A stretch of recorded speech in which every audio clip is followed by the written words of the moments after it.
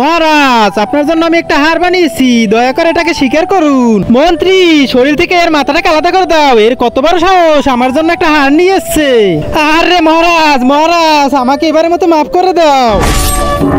মহারাজ, মহারাজ, এই দেখুন আমি আপনার জন্য চুরি নিয়ে আসছি। মন্ত্রী, এর হাত কেটে দাও। মহারাজ, আমার হাত কাটেন না, আমাকে ছেড়ে দিন।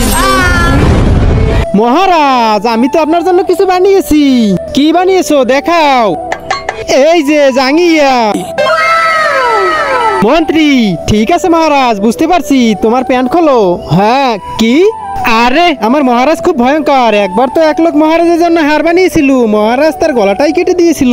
তার কারণ এটা ছিল খুব অল্প টাকার। আর একবার তো এক লোক মহারাজের জন্য চুরি বানিয়েছিল, মহারাজ তার হাতটাই কেটে দিল, আর সেটাও ছিল খুব অল্প টাকার। আর তুমি তো মহারাজের জন্য জাঙ্গিয়া বানিয়ে নিয়ে আসছো। এবার ভাবো মহারাজ তোমার কি কাটবে।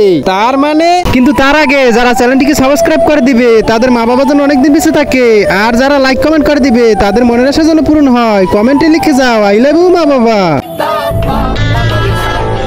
মহারাজ, এবারের মতো তো মাফ করো। আরে মন্ত্রী, তাড়াতাড়ি কাটো। আরে মহারাজ, আমি তো এখনো বিয়ে করিনি।